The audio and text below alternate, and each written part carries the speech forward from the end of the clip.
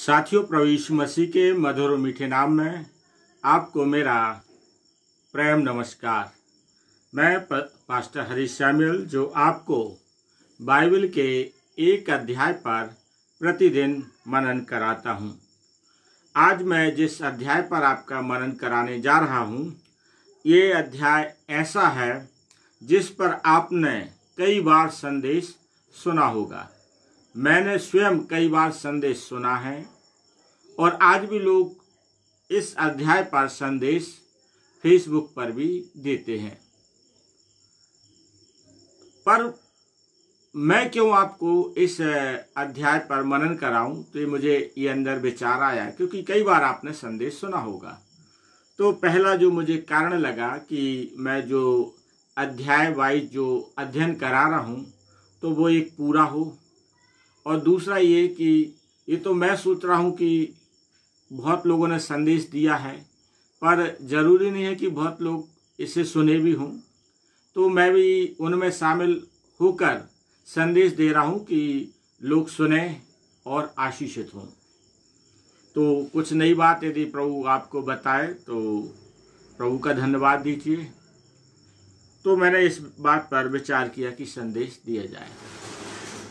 मैं परमेश्वर का धन्यवाद देता हूं कि लगभग जो लॉकडाउन जब से हुआ तब से मैं परमेश्वर के वचन की जो सेवा बड़े खुले रूप में तब से करने लगा। मुझे ऐसा लगता है कि जैसे जो लॉकडाउन है वो मेरे लिए ईश्वर ने पूरा जो लॉकडाउन के बहाने मुझे एक प्लेटफॉर्म प्रदान कर दिया कि मैं अधिक से अधिक लोगों के बीच में सुसमाचार सुनाऊं। तो मैं अपने लिए ये लॉकडाउन नहीं मानता हूं, बल्कि सेवा के लिए मेरे लिए ये एक द्वार खुल गया कि मैं अधिक से अधिक लोगों के लिए, क्योंकि कई बार सोचता था, मैं फेसबुक के माध्यम से यूट्यूब में मैंने प्रयास किया था कि कई संदेश डाले थे, परंतु जिस रूप में बड़े तेज गति से प्रभु ने जो मुझे बढ़ाया है वो फेसबुक के माध्यम से बढ़ाया। एक और है जो मेरा बाइबल कुछ चलता है, तो बाइबल कुछ के विषय में मैं थोड़ा सा बता देना चाहता हूँ। बाइबल कुछ मैं करेक्ट 9 बजे भेजता हूँ, और जिसमें बहुत लोगों को भेजता है, और कुछ लोग जो बाइबल का इतना अच्छा ज्ञान रखते हैं, इतना अच्छा अध्ययन करते हैं कि मेरे द्वारा बाइबल कुछ भेजे जाने के 1 मिनट के अंदर उसके उत्तर दे देते हैं। 1 मिनट भी नहीं लगता है, उत्तर दे देते हैं। जिनमें से चापा से हैं मिस्टर अल्बर्ट चांदू, और धमतरी की जो सिस्टर हैं जो अभी भिलाई में रहती हैं, प्रतिभा हरीशचंद्रा। इसके बाद और भी लोग हैं, लेकिन अधिकांशतः ये फर्स्ट सेकंड आते हैं, और इनके फर्स्ट सेकंड में आधा सेकंड का भी अंतर नहीं होता है कि मैं अंतर करूं, पर उसको मुझे बारीकी से ध्यान रखना पड़ता है कि किसे फर्स्ट देना और किसे सेकंड देना, क्योंकि 1 सेकंड का भी अंतर नहीं होता। तो उसको अपना तरीका बना के रखा हूं कि मैं कैसे फर्स्ट सेकंड निकालता हूं। आने वाले दिनों में मैं आपको बता दूंगा। तो आज हमारा जो मनन है पहला सामुएल और उसका 15वां अध्याय, और इस अध्याय पर हम लगातार संदेश सुनते रहते हैं।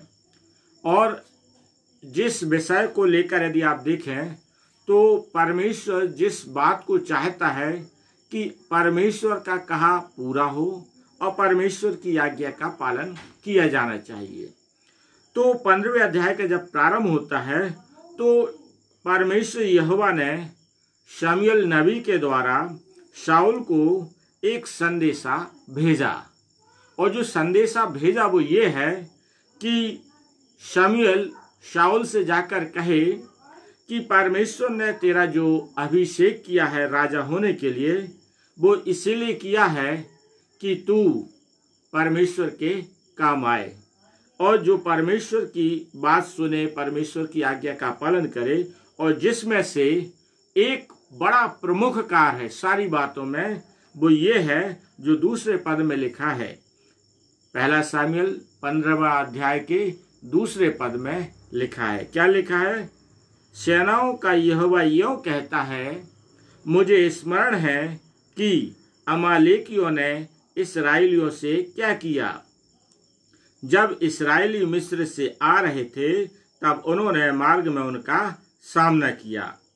इसीलिए अब तू जाकर अमालेकियों को मार और जो कुछ उनका है उसे बिना कोमलता किए नष्ट कर। क्या मनुष्य, क्या पुरुष, क्या स्त्री, क्या बच्चा, क्या दूध पीता, क्या गाय, क्या बैल, क्या भेड़, क्या बकरी और क्या ऊंट, क्या गधा, सबको मार डाल।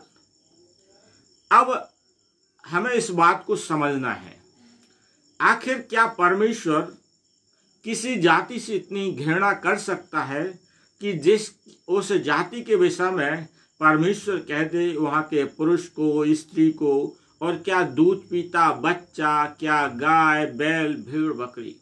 लेकिन यहाँ पर परमेश्वर ने आज्ञा शाऊल को दी है, आज्ञा दी है तुझे सब नष्ट करना है। आखिर परमेश्वर इतना कठोर कैसे हो गया?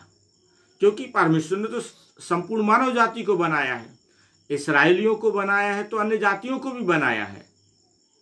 परमेश्वर अपना सूर्य का प्रकाश जिस प्रकार से अपनी चुनी हुई जातियों पर, मसीहों पर, यहूदियों पर बनाए रखता है, तो वैसा ही सूर्य, बरसात और सारे मौसम, वायु, सब चीजें समान रीति से अन्य जातियों को भी तो देता है। तो जब परमेश्वर, क्योंकि परमेश्वर यदि जिसको चाहे नष्ट करना तो परमेश्वर कर सकता है। भाई, जिस देश को परमेश्वर चाहे तो परमेश्वर उस देश में भूकंप लाके पृथ्वी फट जाएगी और वहां की भूमि फट जाएगी और वो देश का देश उसमें समा जाएगा। परमेश्वर के लिए सरल कार्य है। और ये पहली बात हम नहीं सुन रहे कि भूमि फट गई। जब लोगों ने मूसा का विरोध किया तो परमेश्वर ने क्या किया था? भूमि फट गई थी और जो उनका विरोध करने वाले लोग थे तो वो उसमें अंदर जाके समा गए। तो परमेश्वर यदि चाहता तो परमेश्वर के लिए कार्य कठिन नहीं है।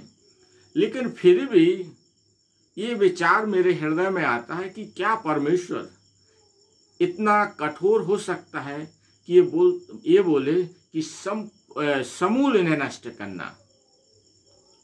और इस चीज की परमेश्वर यहाँ पर शाऊल से शमूएल के द्वारा एक संदेशा भिजवाता है। इस बात को हमें समझने के लिए हमें थोड़ा सा पीछे उस इतिहास को जानना पड़ेगा कि आखिर परमेश्वर अमालेकियों से इतना क्यों चिढ़ा था, इतना भयानक रीति से क्यों चिढ़ा था कि परमेश्वर कहता उन्हें समूल रीति से क्या करेंगे? नष्ट करना। तो हम निकाल लेंगे निर्गमन की पुस्तक, उसका जब आप 17वां अध्याय पढ़ेंगे तो आपको सारी घटना को आपको पढ़ने से मिल जाएगा।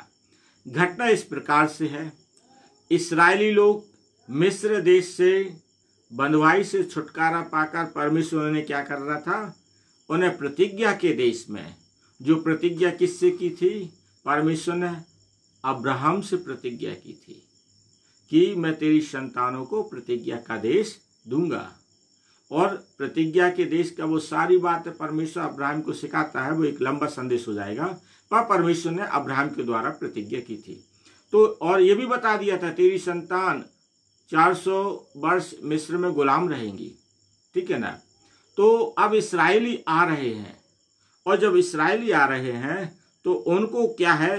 रफीम जो लिखा है पद 17 के पहले पद में, फिर इस्राएलियों की सारी मंडली सीन नामक जंगल से निकली और यहोवा के आज्ञा के अनुसार कूच करके रपीदीम में अपने डेरे खड़े किए।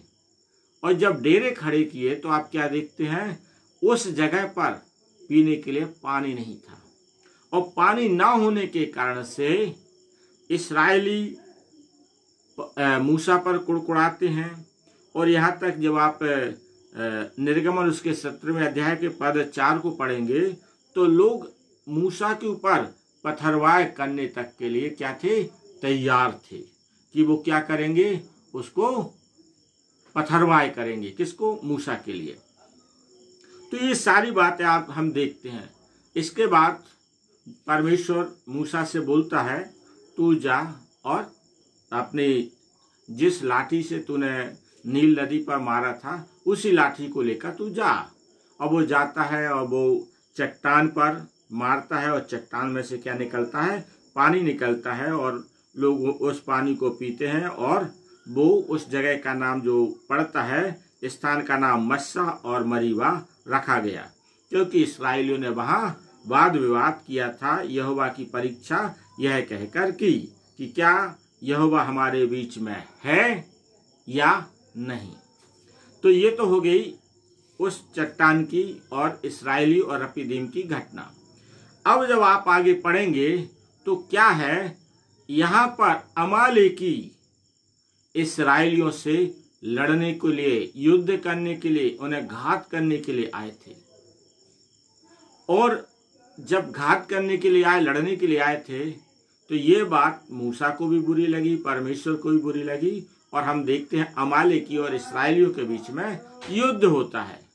और जो युद्ध होता है उसमें जब आप पूरी घटना को पढ़ेंगे तो जब मूसा हाथ उठाकर परमेश्वर से प्रार्थना करता था, तब यहोशू जो अमालेकियों से लड़ रहा था, तो यहोशू की अगुवाई में वो क्या है, इस्राएली जीतते जाते हैं। और जैसे ही हाथ नीचे करता था मूसा, तो इस्राएली पर अमालेकी भारी पड़ते थे, यानी इस्राएलियों की हार होने लगती थी। तो फिर पूरी घटना हम पढ़ते हैं कि किस प्रकार से मूसा के हाथों को ऊपर रखा गया और जब तक जीत ना हो गई तब तक मूसा हाथ उठाकर परमेश्वर की दुहाई देता रहा। तो समस्या ये थी कि परमेश्वर इस्राएलियों को अमालेकियों का देश नहीं देने जा रहा था, परंतु अमालेकी कर क्या रहे थे, इस्राएलियों से लड़ रहे थे।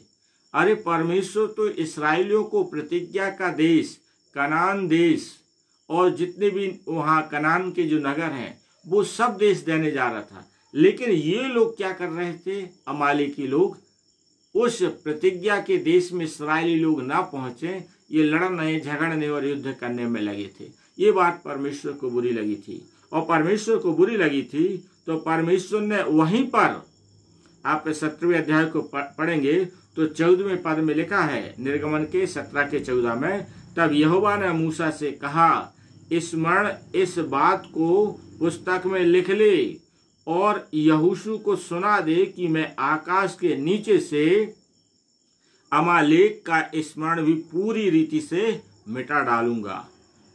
यहोवा मिटा डालूंगा। तब मूसा ने एक वेदी बनाकर उसका नाम यहोवा निस्सी रखा और कहा, यहोवा ने शपथ खाई कि यहोवा अमालेकियों से पीढ़ियों तक लड़ाई करता रहेगा।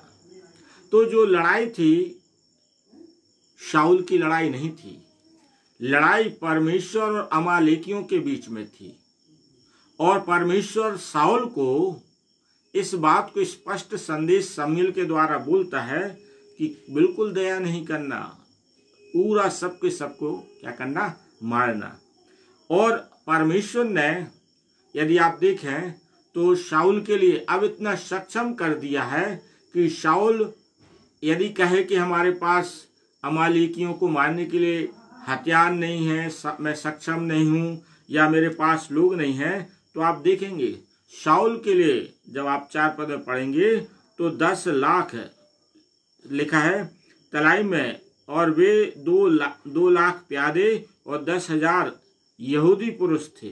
अर्थात शाऊल ने जब ठाना कि हम अमालेकियों से लड़ेंगे, तो लड़ने के लिए क्या हुआ, परमेश्वर ने भी उसके लिए बहुत लोग इकट्ठे कर दिए। 2 लाख प्यादे यानी सिपाही और 10,000 यहूदी पुरुष कि वो इनका सहारा लेके क्या करे, लड़े। पर वास्तव में लड़ाई किसकी है, परमेश्वर और अमालेकियों की। और परमेश्वर चाहता पूरी रीति से नष्ट किया जाए। लेकिन हम इस बात को आगे देखते हैं कि जब इस्राएली और अमालेकियों के बीच में लड़ाई होती है, तो आप देखेंगे पद 6 के अंतिम हिस्से में, इसराइलियों पर उनके मिस्र से आते समय प्रीति दिखाई थी। तो एक और चीज जो घटना दिखती है, इनके बीच में अमालेक नगर में कैनी भी रहते थे। तो शाऊल इनको बोलता है निकल जाओ, और कैनी निकल जाते हैं। और क्यों इनको बोलता है? क्योंकि इन्होंने क्या किया था, इसराइलियों के साथ प्रीति दिखाई थी। तो इनको नाश नहीं करना चाहता, इनको घात नहीं करना चाहता। तो आगे जब हम आगे पढ़ते जाते हैं तो शाऊल ने क्या किया, अच्छी अच्छी जो भेड़ बकरियां थी, गाय थी, इनको नाश नहीं किया। और जो अमालेक का राजा था अगाग, उसे भी इन्होंने नष्ट नहीं किया, उसे घात नहीं किया, उसे नहीं मारा।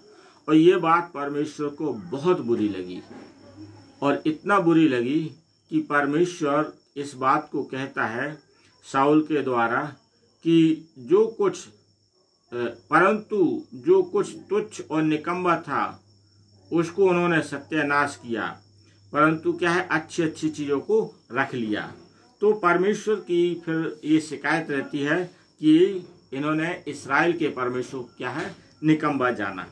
अब शाऊल ने ये गलती की, तो जिसके कारण से जब आप पहला शामूएल 15वें अध्याय के पद 10 से आगे पढ़ेंगे तो आप इस बात को पाएंगे कि परमेश्वर ने, यहोवा ने शाऊल को राजा होने के लिए अस्वीकृत किया। अर्थात अब उसे राजा बनाए रखने के लिए परमेश्वर अब तैयार नहीं था, बल्कि शमूएल के द्वारा शाऊल के पास वचन पहुंचता है और परमेश्वर का वचन सुनाता और कहता है, परमेश्वर जो कहता है, मैं शाऊल को राजा बना के पछताता हूँ। प्रियो, परमेश्वर कोई ऐसा कार्य नहीं करता है जिससे पछताना पड़े। एक बार पछताना हम देखते हैं कि परमेश्वर ने जब जल प्रलय के द्वारा संपूर्ण मानव जाति को नष्ट किया था और नूह और उसके 7-8 प्राणी उसके जो परिवार के थे, तो जो बच गए थे, तो परमेश्वर कहता, अब मैं परमेश्वर पछताया था और बोला कि अब मैं पृथ्वी को कभी ऐसे जल प्रलय के द्वारा नष्ट नहीं करूंगा। अब यहाँ पर परमेश्वर शाऊल को, यहोवा शाऊल को राजा बना के क्या बोलता है, मैं पछताता हूँ। क्यों पछताता है? ये उसने दूसरी गलती की है। इसके पहले उसने और भी गलती की थी, जिसे आप यदि पढ़ना चाहेंगे तो इसी पहला शामूएल का जो 13वां अध्याय है, पद 8 से लेकर 14 तक पढ़ेंगे तो वहां पर एक घटना का वर्णन मिलता है। घटना क्या मिलता है? जब इस्राएलियों पर फलिस्तीनी लोग आक्रमण करने लगे और जो शाऊल है 3000 पुरुषों को लेकर उनके विरुद्ध में लड़ने को गया था, और फलिस्तीनियों की संख्या क्या थी, अनगिनत थी। मैं बार बार बता चुका हूं, पिछले संदेशों में आप देख सकते हैं, और 13वें अध्याय को पढ़ेंगे पहला शामूएल, आपको मिल जाएगा। तो इस शमूएल नबी जो है परमेश्वर के लिए क्या करता था, बलिदान चढ़ाता था और पूछता था कि क्या किया जाए। उसके आने में देर हो रही थी और फलिस्तीनियों के डर के कारण से इस्राएली लोग क्या है, डर के भाग रहे थे। तब क्या करता है शाऊल राजा, जो बलिदान उसको नहीं करना था वो बलिदान वो करता है, और वो ये सोचता है मैं अच्छा काम कर रहा हूँ। और जैसे वो बलिदान करता है, होम बलि और मेल बलि करता है, तो उसी समय शाऊल आता है और शाऊल कहता है तूने क्या मूर्खता का काम किया है। और हम देखते हैं वो उसकी पहली गलती थी, और वहीं पर परमेश्वर ने कह दिया था, परमेश्वर ने तुझे राजा होने के लिए तुच्छ जाना है। अब यहाँ पर शाऊल ने अपने जीवन में सुधार नहीं किया, और ये दूसरी गलती कर रहा है कि परमेश्वर की स्पष्ट आज्ञा है अमालेकियों को नष्ट किया जाना है, लेकिन ये नहीं करता। तो परमेश्वर की शिकायत हमें मिलती है। परमेश्वर क्या कहता है शाऊल से, मैं शाऊल को राजा बना के पछताता हूँ, क्योंकि उसने मेरे पीछे चलना छोड़ दिया है और मेरी आज्ञाओं का पालन नहीं किया। प्रियो, इस बात को हमें बहुत अच्छी रीति से समझना है, क्योंकि आगे चल के शमूएल इस शाऊल को जब 17वें पद से पढ़ेंगे तो शाऊल को बोलता है परमेश्वर ने तुझे कब राजा बनाया था? जब तू कुछ नहीं था, और कहें तो ये गधियों को ढूंढने गया था। और परमेश्वर ने इस बात को बोलता है कि तेरी खुद की गवाही है, मैं सबसे बिन्यामीन के गोत्र का हूँ, सबसे छोटा हूँ, मैं कुछ नहीं जानता हूँ। और यहाँ तक कि इसका राजा का परमेश्वर ने चयन कर भी लिया था, उसके बावजूद भी इसमें वो हिम्मत नहीं थी कि ये राजा बने। ये क्या था? सामान्य के बीचों में छिपा था। परमेश्वर ने कहा नहीं, कि इसका बेटा शाऊल क्या बनेगा? राजा बनेगा। और सारी बातें स्मरण शमूएल उसको याद कराता है। तो ये चीज मुझे और आपको स्मरण रखना है। आज हम जो मसीह हैं, मैं सोचता हूं ऐसा कोई मसीह नहीं है जो भूखे मरता होगा। ऐसा कोई मसीह नहीं है जिसको मालूम वो बहुत ही खराब बदतर से बदतर स्थिति में होगा, नहीं होगा। परमेश्वर अपने लोगों को, जब परमेश्वर ने मुझे चुना है, मैं अपनी स्थिति बताता हूँ, मुझे परमेश्वर ने चुना। हमारे परिवार की जो आर्थिक स्थिति है, मेरे पापा ने सन 1984 में प्रभु यीशु मसीह की संगति में आए। मेरे परिवार के अन्य लोग संपन्न लोग थे, क्योंकि जो मेरे दादा थे वो संपन्न थे, उन्होंने बहुत खेती किसानी खरीदा था। लेकिन समय के साथ जो स्थिति हुई कि गरीबी की स्थिति आए, मेरे चाचा और बड़े पापा सरकारी नौकरी में चले गए। मेरे पापा मामूली टेलर मास्टर थे, और परिवार का कैसे पालन पोषण करते थे वो हमने देखा है। लोग ये समझते थे ये ठीक है, पर आर्थिक स्थिति से बहुत टूटे हुए थे, या यूं कहें कि रस्सी तो जल गई थी, बस ऐठन दिखता था, बल नहीं था, बस ऐठन दिखती थी। ऐसी स्थिति के कारण से हम लोग सागर छोड़ के फिर दमोह में आए, और प्रभु की दया से प्रभु में जिस रीति से जब बढ़ना चालू किया, आज प्रभु ने मेरे पूरे परिवार को, पापा ने और मम्मी ने जो विश्वास किया, उनके विश्वास के द्वारा मेरा पूरा परिवार के लोग आशीषित हैं, और इतने अधिक आशीषित हैं जिसकी हम कल्पना नहीं कर सकते। परमेश्वर ने सबको बहुत अच्छे से रखा, तो किसी बात की घटी नहीं होने दी। इसीलिए तो मैं जब सुसमाचार लोगों को पर्सनल सुनाता हूं, तो मैं यही तो बोलता हूं, आज आप प्रभु यीशु मसीह पर विश्वास करके देखिए। मैं चैलेंज देता हूं, आज आप खराब स्थिति में हैं, बीमारी है आपके घर में, दुष्टात्मा का प्रभाव है, दरिद्रता है और कई समस्याएं हैं, आप प्रभु यीशु मसीह पर विश्वास कीजिए, और आज की तारीख पर विश्वास कीजिए, और मोबाइल में एक सेल्फी लेके रखिए, और 1 साल तक अच्छा मजबूती से विश्वास करके आप बढ़िए। और 1 साल बाद आप जब मोबाइल पर फिर सेल्फी लीजिए, आपको स्वयं पता चल जाएगा कि परमेश्वर ने क्या अंतर किया। मैं इस बात को जानता हूँ, परमेश्वर ने मेरे पूरे परिवार को, भाई बहन सबको बहुत आशीषित किया है। कभी किसी के सामने आज तक हाथ फैलाने नहीं दिया। जो कुछ मांगा परमेश्वर से मांगा, और परमेश्वर ने दिया। तो शाऊल के लिए परमेश्वर ने उससे जो उसको चाहिए था सब कुछ दिया, राजा बना दिया। इससे बढ़कर और क्या चाहता था? वो तो चाहता ही नहीं था, परमेश्वर चाहता था। और शायद यही है कि जब व्यक्ति को बिना चाहत की चीजें मिल जाती तो उसकी कदर नहीं करता। शाऊल के लिए शायद मैं जो सोच रहा हूं वो यही लग रहा कि उसे परमेश्वर ने राजा बना दिया, परमेश्वर ने उसका अभिषेक कराया, उसे इस्राएल का राजा ठहराया, उसने उसका मूल्य नहीं जाना। तो याद रखिए, जो चीजें हमें सामान्य रीति से मिल जाती हैं तो कई बार हम उसका मूल्य नहीं जानते। तो शाऊल ने भी यही उस परमेश्वर के विरुद्ध में चला गया जिस परमेश्वर ने उसे मामूली इंसान से इस्राएल का राजा बनाया। हम भी कई बार ऐसे ही होते हैं। परमेश्वर ने हमें जब बहुत आशीष दे देता है तो हम परमेश्वर को क्या करते हैं? भूल जाते हैं। और यही कारण तो जब व्यवस्था विवरण में है, आप पढ़ेंगे तो परमेश्वर ने मूसा के द्वारा लिखवाया कि जब ये प्रतिज्ञा के देश में पहुंच जाए, इनके पास खाने को हो जाए, ये भरपूरी से रहने लगे, तो ऐसा ना हो ये क्या है, मुझे भूल जाएं। पर इसराइलियों का गुण है, भूल जाते थे। पराय देवता के प्रतिज्ञा के देश में पहुंचने के पहले ही वो पराय देवताओं की उपासना में लग जाते थे। तो शाऊल है वो सारी चीज़ें भूल गया और उसने वह कार्य किया जो नहीं करना था, अर्थात परमेश्वर की आज्ञा का उल्लंघन किया। और साथ ही साथ जब आप 15 के 12वें पद में पढ़ेंगे तो एक और बात आपको देखने को मिलेगी जो शायद किसी ने आपको बताया नहीं बताया। तो लिखा है, जब शमूएल शाऊल से भेंट करने के लिए सवेरे उठा तब शमूएल को यह बताया गया, शाऊल कर्मेल को आया था और अपने लिए एक स्मारक खड़ा किया और घूमकर गिलगाल को चला गया।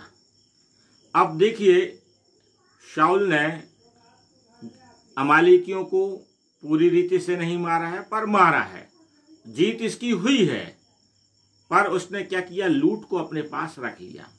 अब उससे भरपूरी और आ गई। तो अब वो क्या कर रहा है, कर्मेल में अपना स्मारक खड़ा कर रहा है। जब लोग जीतते हैं ना तो उनके क्या बनाए जाते हैं, पुतले बनाए जाते हैं, स्मारक बनाए जाते हैं। और भारत में भी जीते लोगों ने अपने स्मारक बनाए हैं, तो कोई नई बात नहीं है। और वो खुद नहीं बनाते हैं तो कुछ ऐसे भक्त लोग होते हैं कि वो स्मारक बना के उनकी पूजा भी करते हैं। तो ये कोई नई बात नहीं है, ये बाइबल में पुरानी बात है कि जीते जी स्मारक ऐसे खड़ा कराया। किसने? शाऊल ने, कर्मेल में। और जो स्मारक खड़ा कराता है तो एक इस बात का प्रतीक है कि वो इस बात को शो कर रहा है, हमने अपने बाहुबल से जीता है, ये जीत हमारी बाहुबल से हुई है। और ये चीज इसमें क्यों आ सकता है घमंड? क्योंकि जो इसके पास 4 पद में हम पढ़ते हैं तो इसके पास 2 लाख प्यादे थे और 10,000 यहूदी थे। तो कहीं ना कहीं इसको ये लगता होगा हमने अपने बाहुबल से क्या किया है, जीत हासिल की। और इसके बाद जब हम आगे पढ़ेंगे तो शमूएल जब शाऊल से बोलता है, यह तूने क्या किया है। और फिर बहुत सी बातें हम देखते हैं जो पद 22 में लिखा है। शाऊल उसके पहले बोलता है, पद 22 के पहले, हमने गाय बैल भेड़ बकरी सब किस लिए, परमेश्वर के लिए क्या करेंगे, बलिदान करेंगे।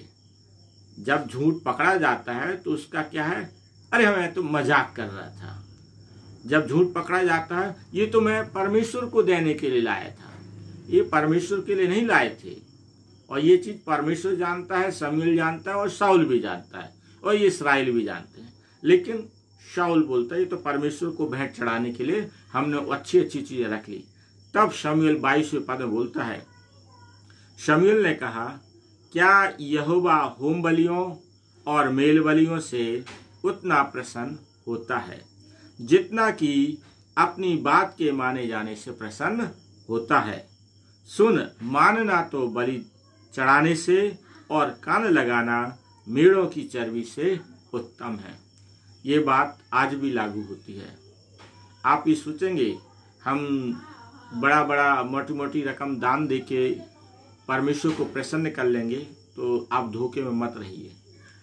वो तो आपकी जवाबदारी ही है कि जिस परमेश्वर के जो आपको परमेश्वर ने आशीष दी है उसका 10वां अंश आपको अपने चर्च भवन में, आप जिस चर्च भवन से जुड़े हैं जहां से आपका आत्मिक भरण पोषण होता है, आपको अपने पासवान को देना है, उस मंडली में देना है। वो देकर कोई आप ना पासवान पर और ना मंडली पर उपकार नहीं करते हैं। ये परमेश्वर की आज्ञा है। और जब आप ये करते हैं तो ये है, इसलिए तो बोला जाता है आप परमेश्वर में बोइए, जब आप बोएंगे तो उसकी फसल भी काटेंगे। तो परमेश्वर इस बात को चाहता है कि ये तो जो करना ही है, ये नहीं लिखा कि ये गलत है। नहीं तो कई बार लोग क्या है कि होम बलि और मेल बलि चढ़ाना गलत नहीं लिखा है। क्या लिखा है, क्या यहोवा होम बलियों और मेल बलियों से उतना मतलब एक उतना प्रसन्न होता है। एक प्रश्न चिन्ह लगा दिए, उतना नहीं होता है। प्रश्न किन चीजों में परमेश्वर प्रसन्न होता है? आज्ञा के सुनना, सुन आज्ञा मानना, तो यानी आज्ञा को मानना बलि चढ़ाने से और कान लगा मेढ़ों की चर्बी से उत्तम है। भेंट दे रहा है वो अच्छा है, लेकिन उससे भी जो अच्छी बात होती है, आप परमेश्वर की आज्ञा का पालन भी करें। परमेश्वर क्या चाहता है? यही तो है, उसकी आज्ञाओं का पालन किया जाए। और फिर आगे और भी चीजें लिखी हैं। तो इस बात को हर एक विश्वासी को समझना है, हमें परमेश्वर की आज्ञा का पालन करने वाले बनना है। नहीं तो कई बार क्या है, बस हम भेंट दे दिए हैं, हमने ये समाज सेवा का काम कर दिया, वो तो करना ही है, उससे आप बच नहीं सकते, ठीक है ना। पर कई समाज सेवी लोग क्या कहते, एक वो व्हाट्सएप भी डालते हैं, अरे चर्च भवन में दान देने से क्या होता है, गरीबों को डायरेक्ट दीजिए। अरे उन्हें भी देना है, लेकिन 10वां अंश परमेश्वर के भवन में लाना है। इस बात को आप याद रखिए। तो शाऊल से इस बात को कौन, शमूएल बड़े स्पष्ट कहता है कि तूने परमेश्वर की आज्ञा का क्या किया है, उल्लंघन किया। और ये एक बार नहीं, 2 बार करता है। तो प्रियो, परमेश्वर ने इसे मौका दिया था, चाहता तो परमेश्वर पहली बार में ही उसे उसके पद से हटा देता, लेकिन परमेश्वर ने शाऊल को दोबारा मौका दिया और उसने फिर वही गलती की। तब परमेश्वर भी उसे क्या करता है, उसके पद से, उसकी अनाज्ञाकारिता के कारण से और आज्ञा का पालन न करने के कारण से परमेश्वर ने भी डिसीजन ले दिया, अभी राजा नहीं बना रहेगा, इससे राज ले लिया जाएगा, किसी और को दे दिया जाएगा। तो हमें अपने जीवन में इस बात को स्मरण रखना है, परमेश्वर ने मेरे और आपके जीवन में कितने सामर्थ्य के कार्य किए हैं, उन बातों को स्मरण रखिए। और परमेश्वर आपके द्वारा कितने सामर्थ्य के कार्य करा रहा है। कई लोग हैं, प्रभु के सेवक हैं, उनके द्वारा प्रभु सामर्थ्य के कार्य करा रहा है। लोग चंगाई पा रहे हैं, लोग दुष्ट आत्माओं से छुटकारा पा रहे हैं, लोग आशीषें पा रहे हैं।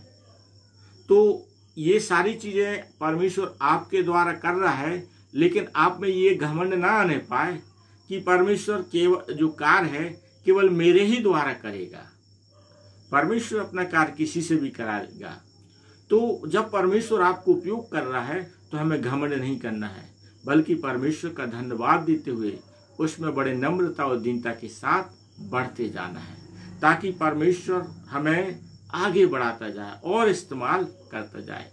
कई सेवक हैं, मैं देखा हूँ, परमेश्वर ने दान वरदान दिए थे, लेकिन उस दान वरदानों को अपने पास उसको संभाल के नहीं रख पाए, तो परमेश्वर का आत्मा उठ भी जाता है।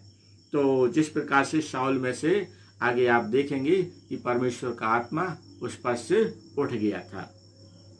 इसके बाद जब बात आगे बढ़ते हैं तो राजा शाऊल जो उससे शमूएल बोलता है, ये जो तूने किया है ये गलत किया है।